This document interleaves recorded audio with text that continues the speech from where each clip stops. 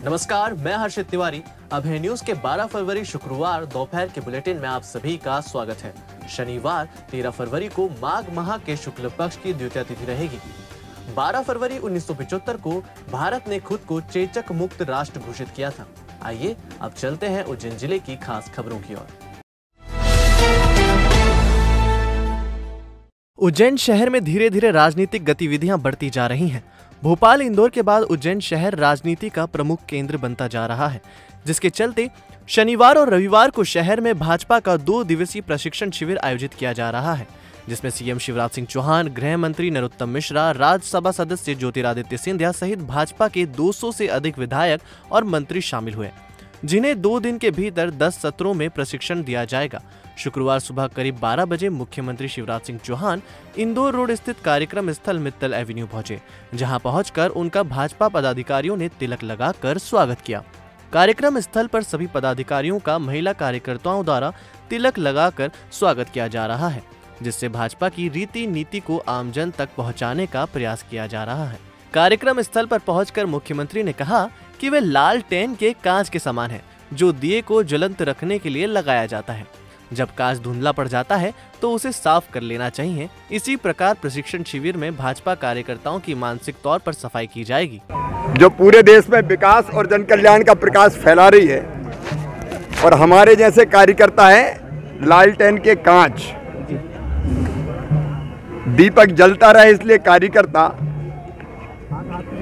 आवश्यक है, लेकिन कई बार कांच पे धूल जम जाती तो प्रकाश साफ बाहर नहीं आ पाता, और इसलिए कांच से धूल बीच बीच में साफ होती रहे, कार्यकर्ताओं को प्रशिक्षण मिलता रहे, तो वो भी साफ और पवित्र स्वच्छ रहेंगे और प्रकाश पूरे देश में फैलाएंगे। इसलिए प्रशिक्षण वर्ग है। कार्यक्रम में शामिल हुए गृह मंत्री नरोत्तम मिश्रा ने कहा कि समय समय भाजपा द्वारा प्रशिक्षण शिविर का आयोजन किया जाता है, जो कि जनप्रतिनिधियों के ज्ञान उपार्जन के लिए जरूरी है। जनता के लिए चलाई जा रही योजनाओं को जल्द से जल्द उन तक कैसे पहुँचाया जाए, भविष्य के लिए किन किन योजनाओं की आवश्यकता है, इन सभी मुद्दों पर 2 दिन तक प्रशिक्षण और मंथन किया जाएगा। उसका हमें ज्ञान होना आवश्यक है। अगर ज्ञान की अपूर्णता लगती है तो प्रशिक्षण होना आवश्यक है। प्रशिक्षण है बदली हुई टेक्नोलॉजी में, बदले हुए तरीके में, बदली हुई परिस्थिति में और बदले हुए परिवेश में हमें प्रशिक्षण जरूरी है। टेक्नोलॉजी जब बदली है तो शासन की योजना जनता तक, संगठन की योजना अंतिम छोर के व्यक्ति तक पहुंचना आवश्यक है। टेक्नोलॉजी का सहारा है। भारतीय जनता पार्टी एक अनुशासित संगठन है, संस्कारित संगठन है। स्वाभाविक रूप से समरसता लेके हम समाज के बीच में कैसे जाएं और समाज को कैसे जोड़ें, इसके लिए प्रशिक्षण आवश्यक है। और इस पार्टी में ये सतत चलने वाली प्रक्रिया है, पहली बार नहीं हो रहा है।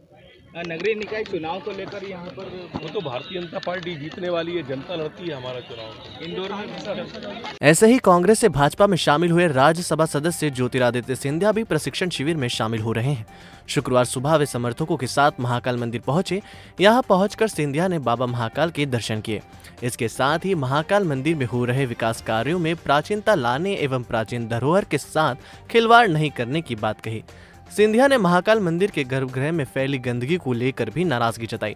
मंदिर के गर्भगृह में लगाई गई चांदी को लेकर उन्होंने आपत्ति ली। इसके साथ ही केंद्र सरकार द्वारा स्वीकृत किए गए 75 करोड़ की राशि से प्राचीनता लियोहे निर्माण करवाने की बात कही। उज्जैन तो हमारे लिए केवल बाबा महाकाल की धार्मिक स्थान नहीं, लेकिन हमारा घर भी है, और आज दर्शन करने का दोबारा शुभ अवसर हमको मिला, सौभाग्य मिला।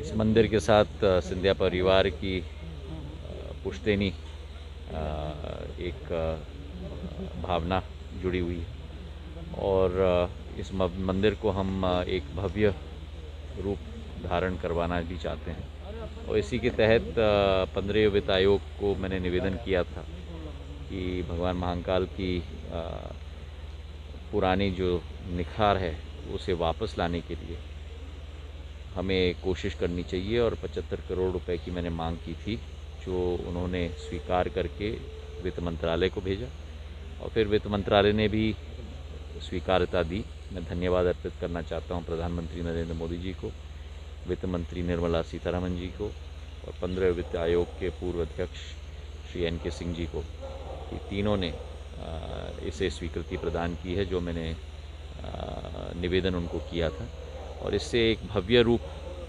हमारा मंदिर धारण कर पाएगा, यही मेरी एक आशा है। प्राचीनता ज़्यादा होनी चाहिए हमारे मंदिर में, जैसे उदाहरण के तौर पे ये फुहारे भी लगे हैं, तो एक प्राचीन रुख होने चाहिए इन फुहारों की।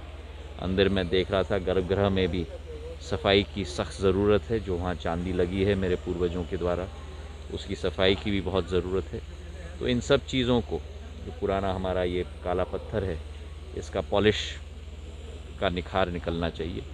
तो इन सब चीज़ों को उस योजना में हम लोग सम्मिलित करेंगे और हमारे मंदिर को एक भव्य रूप हम लोग प्रदान करने की कोशिश करेंगे। कार्यक्रम में भाजपा की तेज तर्रार नेता पंकजा मुंडे भी शामिल हो रही हैं, जिन्होंने कहा कि प्रशिक्षण वर्ग भाजपा के संस्कारों का भाग है। वे प्रदेश की सह प्रभारी के तौर पर कार्यक्रम में शामिल हो रही हैं। देखिए, मैं अभी एक बार सबको, मैं मध्य प्रदेश में सह प्रभारी के नाते आई हूँ और यहाँ हमारा प्रशिक्षण वर्ग हमारे संस्कार का भाग है और नए विधायक और हमारे पदाधिकारियों का संगठन बढ़ाने के विषय में आज प्रशिक्षण भी होगा।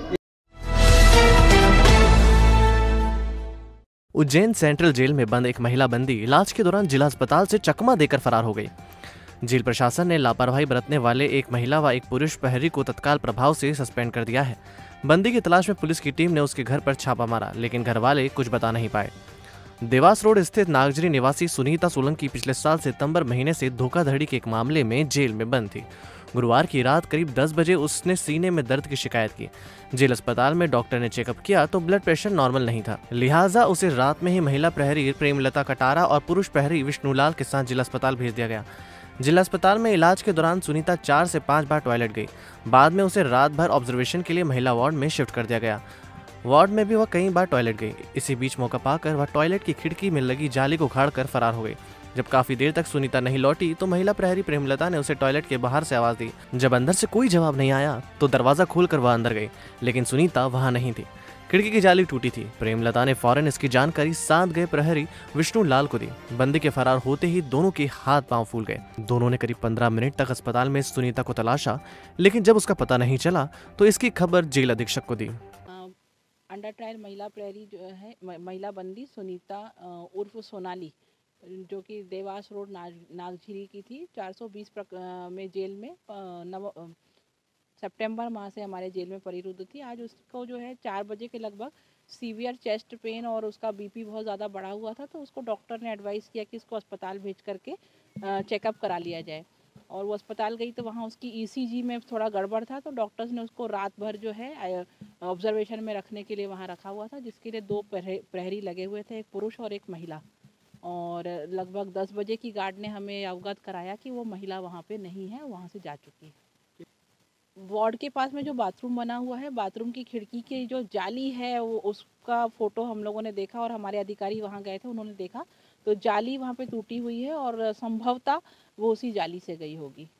जो दोनों प्रहरी वहाँ पे ड्यूटी पे थे, महिला प्रहरी प्रेमलता कटारे और पुरुष विष्णुलाल गणावा, दोनों को सस्पेंड कर दिया गया।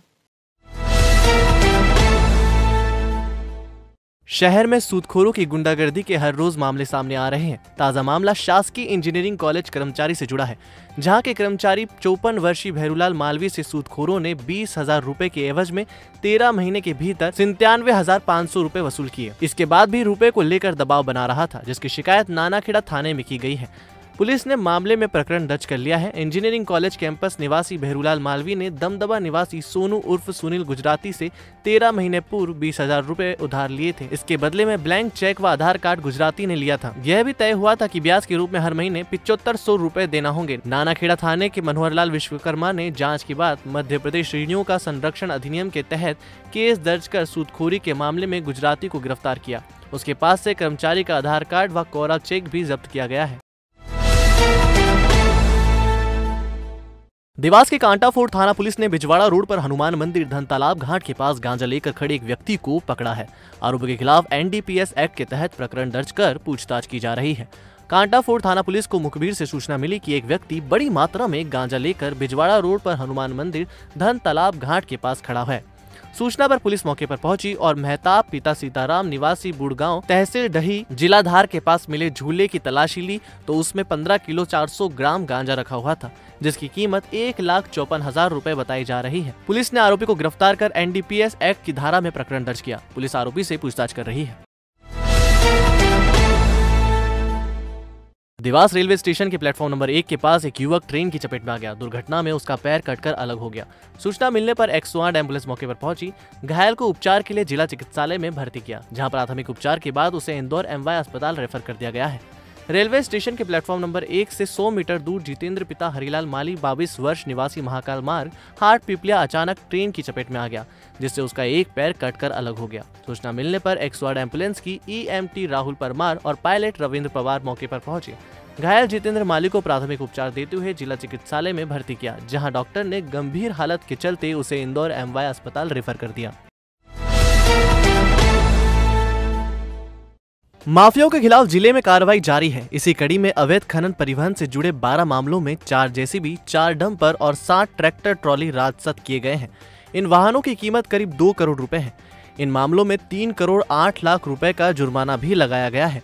कार्रवाई जिला खनिज अधिकारी महेंद्र पटेल व उनकी टीम द्वारा बनाए गए प्रकरणों पर कलेक्टर आशीष सिंह के नेतृत्व में ADM नरेंद्र सूर्यवंशी ने की। यही नहीं, सभी जब्त वाहनों को संबंधित निकायों की सुपुर्दगी में सौंपा गया है। साथ ही आदेश में ADM सूर्यवंशी ने यह भी स्पष्ट किया है कि जुर्माने की राशि तय समय में जमा नहीं होने पर संबंधितों के खिलाफ RRC जारी कर इनकी चल अचल संपत्ति कुर्क कर राशि वसूलने की कार्रवाई की जाएगी।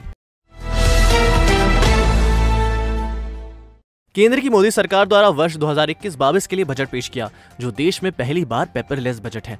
बजट में मुख्य रूप से आत्मनिर्भर भारत का रोड मैप दिखाई दिया। इस बजट को 6 आधार स्तंभ लेकर तैयार किया गया है, जिसमें मुख्य रूप से स्वास्थ्य कल्याण, भौतिक वित्तीय पूंजी एवं अवसंरचना, आकांक्षी भारत के लिए समावेश विकास, मानव पूंजी में नव जीवन का संचार करना, नव परिवर्तन और अनुसंधान एवं विकास, न्यूनतम सरकार और अधिकतम शासन को प्राथमिकता दी गई है। बजट को लेकर भाजपा प्रदेश मंत्री राहुल कोठारी द्वारा देवास के भाजपा कार्यालय पर प्रेस वार्ता आयोजित की गई। पत्रकार वार्ता में केंद्रीय बजट के विभिन्न बिंदुओं पर प्रकाश डालते हुए कोठारी ने कहा कि केंद्रीय बजट जनहितैषी बजट है। देश में कोरोना काल की आपदा को देखते हुए बजट तैयार किया गया। बजट में टैक्स स्लैब में इस बार कोई भी बदलाव नहीं किया गया, लेकिन आजादी की 75वीं सालगिरह को देखते हुए 75 साल से ज्यादा उम्र वाले पेंशनर्स को इनकम टैक्स रिटर्न फाइल करने की छूट दी गई। तो आपने देखी उज्जैन जिले की खास खबरें। आपको हमारा बुलेटिन कैसा लगा, इसका फीडबैक कमेंट सेक्शन में जरूर दीजिएगा। कल फिर मिलेंगे नए बुलेटिन के साथ। नमस्कार।